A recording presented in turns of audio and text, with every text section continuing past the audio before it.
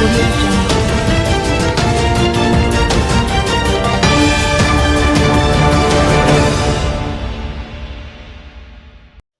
24-year-old man charged in shooting of TVJ worker. A 24-year-old man has been charged after allegedly shooting a TVJ employee with the media worker's gun during a ride home last month. Charged is 24-year-old John Jumville of Southern Cross Drive, Kingston 17. Reports from the Harborview Police are that about 9:20 a.m., the TVJ employee was traveling in a vehicle along Seashore Place when he saw the accused and stopped to offer him a ride to his house. While en route, an argument reportedly developed between the two and a tussle ensued. It is alleged that Drumville retrieved the media's worker's gun from his vehicle, exited, and opened gunfire at the complainant. He then escaped on foot in the area. The injured man was assisted to hospital by residents, where he was treated and admitted in stable condition. A report was made to the police, and Drumville was arrested and remanded in custody. He was officially charged on Friday, April 11, after an interview in the presence of his attorney. His court date is being finalized. JDF rescues fishermen stranded at sea. The Maritime and Cyber Command of the Jamaica Defense Force JDF on Friday rescued 2 Jamaican fishermen who were stranded at sea. The fishermen were rescued approximately 15 miles south of Rocky Point, Clarendon. The fishing vessel Yellowtail 4 reportedly had engine failure, leaving the men stranded. The Maritime Air and Cyber Command was contacted to provide assistance to the fishermen, and the air and maritime assets from the JDF Air Wing and Coast Guard were immediately deployed to locate them. Having found the fishermen, the JDF Coast Guard safely transported them and their vessel to Port Royal, where they were reunited with their families. Brigade Commander Maritime Air and Cyber Command Brigadier Clark commended the airmen and sailors of the JDF Air Wing and the 1st District JDF Coast Guard for their continued vigilance and dedication to service for the lives of others. The JDF is advising all seafarers that overdue vessels and vessels in distress can be reported to the Joint Rescue Coordination Center in Kingston at 876-976-8193 or 876-836-1216. The JRCC Kingston is a 24-hour aeronautical and maritime search and rescue center operated by the Marine Air and Cyber Command of the Jamaica Defense Force. JCF Intelligence Arm increases officers' presence in Portland to reduce violence and interception of Haitians seeking to enter Jamaica illegally.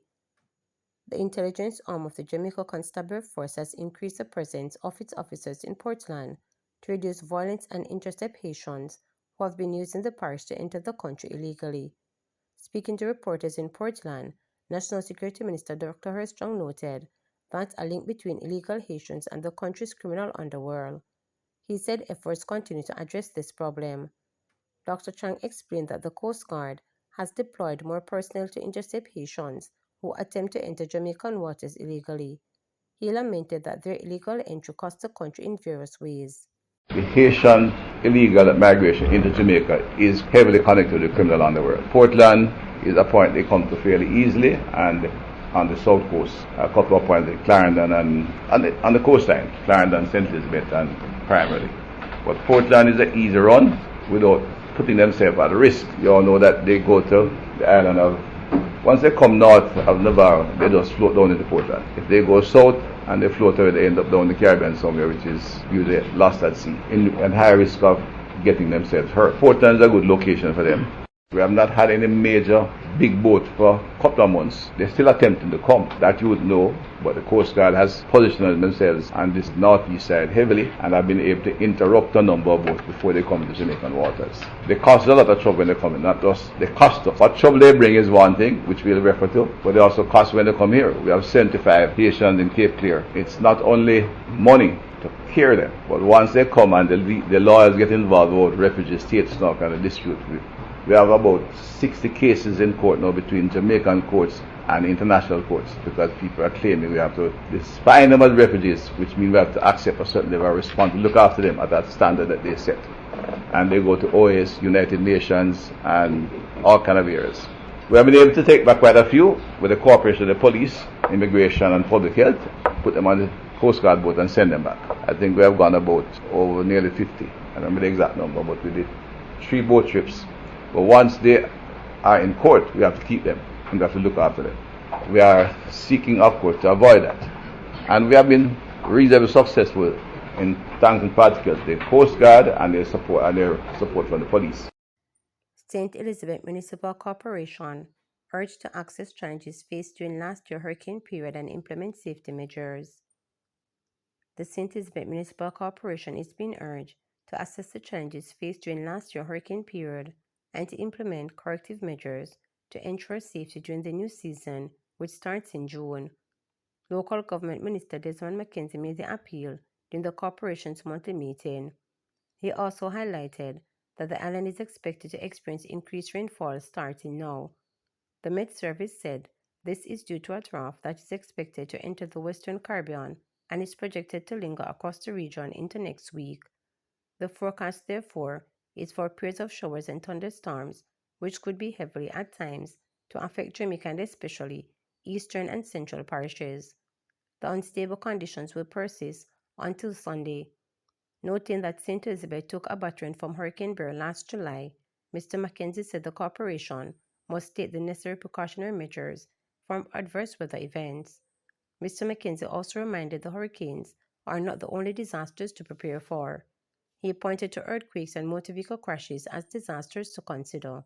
June is the commencement of the new hurricane season. There are a lot of remnants of burial that is left behind. I want to urge St. Elizabeth this year in your preparations for the hurricane season to look at some of the issues that confronted you last year and to ensure that you put in place the necessary corrective measures and to ensure that you do all the things that are necessary to meet the upcoming hurricane season. The weather forecast for the next 48 hours is that we will be affected by rainfall. Let us hope that if we do get the rain, it is not rain that will create much dislocation. But I want to urge St. Elizabeth, based on where you sit, you are one of the parishes that are prone, especially when it comes on to hurricane. Earthquake has been main feature over the last year and a half. We have had more felt shakes in this country than we have ever had before.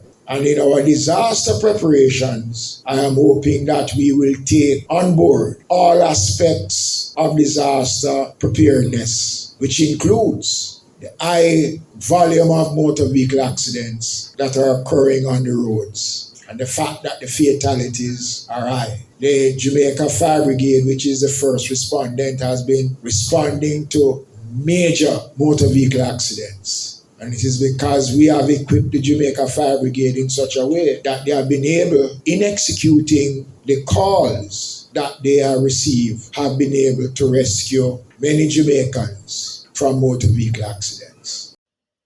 Man gets life sentences for killing couple in St. Catherine. A St. Catherine man who was found guilty of the 2013 double murder of a Trinidadian man and his female Jamaican companion was sentenced to life imprisonment on each count in the St. Catherine Circuit Court on Friday. The sentences will run concurrently, and the judge ruled that he must serve 29 years and 4 months before he becomes eligible to apply for parole. Andre Knight, 31, was found guilty in July 2023 of the October 2013 murder of 30-year-old Trinidadian Karen Fraser and 19-year-old Tanashe Bennett, whose bodies were found buried after they went missing. In handing down the sentence, Justice Bertram Morrison told the accused that he has shown no remorse and that the issues of premeditation, violence, and the prevalence of crime must be considered. He took time out to commend the police investigation in the matter. Had it not been for the keen observation of Detective Inspector Gunter, this crime would have gone unsolved, Justice Morris stated. Facts are that in October 2013, Fraser and Bennett were traveling in Spanish Town, St. Catherine when they were abducted. About a week after they were reported missing, Knight was observed driving a car fitting the description of the couple's vehicle. He was accosted by the police and bloodstain observed inside the vehicle. An investigation was launched, which resulted in his arrest and subsequent charge of 2 counts of murder. to subscribe, like, share, and click the notification bell for daily updates.